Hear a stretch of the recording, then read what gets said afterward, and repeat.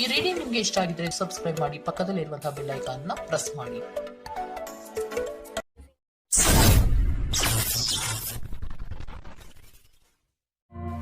Duck ನಿಮ್ಗೆ ಬಂದಿರುವಂತಹದ್ದು 2 of swords ಬಂದಿದೆ. ಕೆಲವೊಂದು ಇಂಡಿಸಿಷನ್ ಅಲ್ಲಿ ಇರುವಂತಹದ್ದು, ಯಾವುದೇ ರೀತಿಯ ಡಿಸಿಷನ್ ಅನ್ನ ಮಾಡಕ್ ಆಗ್ದಿರಾ ಅಥವಾ ಕೆಲವೊಂದು ಡಿಸಿಷನ್ ನ ಮಾಡ್ದಿರಾ ನೀವು ಸುಮ್ಮನೆ ಇರುವಂತಹದ್ದು ರೆಪ್ರೆಸೆಂಟ್ ಆಗ್ತಾ ಇದೆ ಬಾಟಮ್ ಆಫ್ ದ ಡಕ್ ಅಲ್ಲಿ. ನಿಮ್ಮ ಲವ್ ಲೈಫ್ ನ ವಿಚಾರದಲ್ಲಿ ರೀಸೆಂಟ್ ಪಾಸ್ಟ್ ನಲ್ಲಿ ಕೆಲವೊಂದು ರೀತಿಯ ಎಂಡಿಂಗ್ ಗಳಾಗಿರುವಂತಹದ್ದು, ಲವ್ ಲೈಫ್ ನ ವಿಚಾರದಲ್ಲಿ ಕೆಲವೊಂದು ರೀತಿಯ ಡಿಸ್ಟರ್ಬೆನ್ಸ್ ಗಳಾಗಿರುವಂತಹದ್ದು, ಅವ್ಯವಸ್ಥೆಗಳಾಗಿರುವಂತಹದ್ದು, ಸಮಾಧಾನ ಇಲ್ಲದೆ ಇರುವಂತಹದ್ದು ರೆಪ್ರೆಸೆಂಟ್ ಆಗ್ತಾ ಇದೆ. ಯಾಕೆ ಅಂದ್ರೆ ಲವ್ ಲೈಫ್ ನ ವಿಚಾರದಲ್ಲಿ ಯಾವುದೇ ರೀತಿಯ ಪಾಸಿಟಿವ್ ಬದಲಾವಣೆಗಳು ಆಗುತ್ತಾ ಅನ್ನುವಂತಹದ್ದು ನೀವು ಪಾಸ್ಟ್ ನಲ್ಲಿ ನೀವು ನಿಮ್ಮ ಲವ್ ಲೈಫ್ ನಲ್ಲಿ ನೀವು ಆಲೋಚನೆಯನ್ನ ಮಾಡಿದ್ದೀರಿ, ಕೆಲವೊಂದು ಬದಲಾವಣೆಗಳಾಗುವಂತ ಸಾಧ್ಯತೆಗಳಿದೆಯಾ ಅಂತ. ಆದ್ರೆ ಎಂಡಿಂಗ್ ಗಳಾಗಿರುವಂತಹದ್ದು ಯಾವುದೇ ರೀತಿಯ ಸರಿ ಹೋಗಿಲ್ದೇ ಇರುವಂತಹದ್ದು ರೆಪ್ರೆಸೆಂಟ್ ಆಗ್ತಾ ಇದೆ. ತುಂಬಾ ಆಲೋಚನೆಯನ್ನ ಮಾಡಿರುವಂತಹದ್ದು ನಿಮ್ಮ ಲವ್ ಲೈಫಿನ ವಿಚಾರವಾಗಿ ನಿದ್ರಾಹೀನತೆಗಳಾಗಿದೆ. ಕೆಲವೊಂದು ರೀತಿಯ ಸ್ಟ್ರೆಸ್ಸಿಗೆ ಒಳಗಾಗಿರುವಂತಹದ್ದು ನಿಮ್ಮ ರೀಸೆಂಟ್ ಪಾಸ್ಟಿನಲ್ಲಿ ನಡೆದಿರುವಂತಹದ್ದು. ಲವ್ ಲೈಫಿನ ವಿಚಾರವಾಗಿ ಯಾವುದೇ ರೀತಿಯ ಅಂತ ಸಮಾಧಾನದ ಏನು ನಿಮ್ಗೆ ನಡೆದಿಲ್ಲ. ಆ ಕಾರಣಕ್ಕೇನೆ ನಿಮ್ಗೆ ಕೆಲವೊಂದು ವಿಚಾರಗಳನ್ನ ಡಿಸಿಷನ್ ತಗೊಳ್ಳುವಂತಹದ್ದು, ಡಿಸೈಡ್ ಅನ್ನ ಮಾಡುವಂತಹದ್ದು ನಿಮ್ಗೆ ಕಷ್ಟ ಆಗ್ತಾ ಇರೋದು.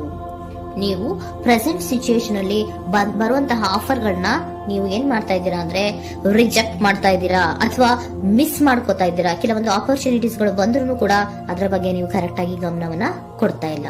ಯಾಕೆ ಕೊಡ್ತಾ ಇಲ್ಲ? ನಿಮ್ಗೆ ಗೊತ್ತಾಗ್ತಿಲ್ಲ ಏನ್ ಮಾಡ್ಬೇಕು. ಅದಕ್ಕೋಸ್ಕರ ನೀವ್ ಏನ್ ಮಾಡ್ತಿದ್ದೀರಾ, ಎಂಡಿಂಗ್ ಆದಂತಹ ಆಫರ್ಗಳಿರ್ಬೋದು ಅಥವಾ ಬೇರೆ ಯಾವುದೇ ಆಫರ್ಗಳಿರ್ಬೋದು ಬಂದ್ರೆ ಅದನ್ನ ನೀವು ಗಮನನೇ ಕೊಡದೇ ಇರುವಂತಹದ್ದು. ಯಾವುದೋ ಕೆಲವು ವಿಚಾರ ನಿಮ್ಮ ಲವ್ ಲೈಫ್ ನ ವಿಚಾರವಾಗಿ ಕೆಲವೊಂದು ರೀತಿಯ ಮತ್ತಷ್ಟು ಅಂದ್ರೆ ರಿವ್ಯಾಲ್ಯೂಯೇಷನ್ ಅನ್ನ ಮಾಡ್ತಾ ಇರುವಂತಹದ್ದು ರೆಪ್ರೆಸೆಂಟ್ ಆಗ್ತಾ ಇದೆ.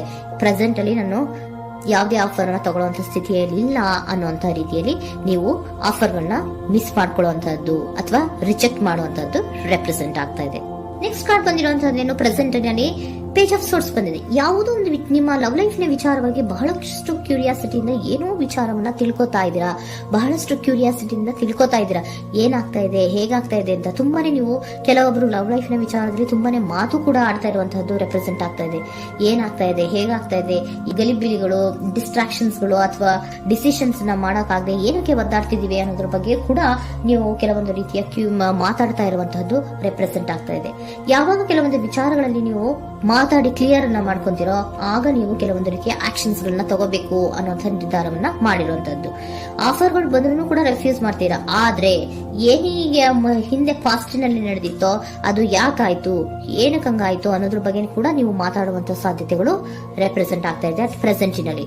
ಆಮೇಲೆ ನೀವು ಮಾತಾಡಿದ್ಮೇಲೆ ಕೆಲವೊಂದು ರೀತಿಯ ನಿರ್ಧಾರಗಳನ್ನ ಮಾಡುವಂತಹದ್ದು. ನೈಟ್ ಆಫ್ ವ್ಯಾಂಡ್ಸ್ ಬಂದಿದೆ. ಸೊ ಅವಾಗ ನೀವು ನಿಮ್ಮ ಕೆಲವೊಂದು ವಿಚಾರಗಳಲ್ಲಿ ಕ್ಲಾರಿಟಿಗೆ ಬಂದ್ಮೇಲೆ ನಿಮ್ಮ ಲವ್ ಲೈಫಿನ ವಿಚಾರದಲ್ಲಿ ಕೆಲವೊಂದು ಆಕ್ಷನ್ ಗಳನ್ನ ತಗೊಳ್ಳುವಂತಹದ್ದು ರೆಪ್ರೆಸೆಂಟ್ ಆಗ್ತಾ ಇದೆ. ಹಾಗೆ ಏನ್ ಆಕ್ಷನ್ಸ್ ಗಳನ್ನ ತಗೋತೀರಾ?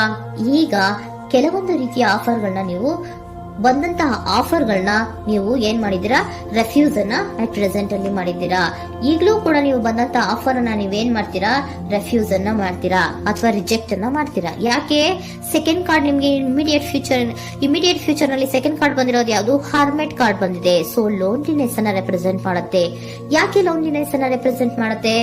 ಬೇಡಪ್ಪ, ಈ ಜಗ್ಲಿಂಗ್ ಗಳೇ ಬೇಡ. ತುಂಬಾ ಜಗ್ಲಿಂಗ್ ಇದೆ ನಿಮ್ಮ ಲವ್ ಲೈಫ್ ನ ವಿಚಾರದಲ್ಲಿ.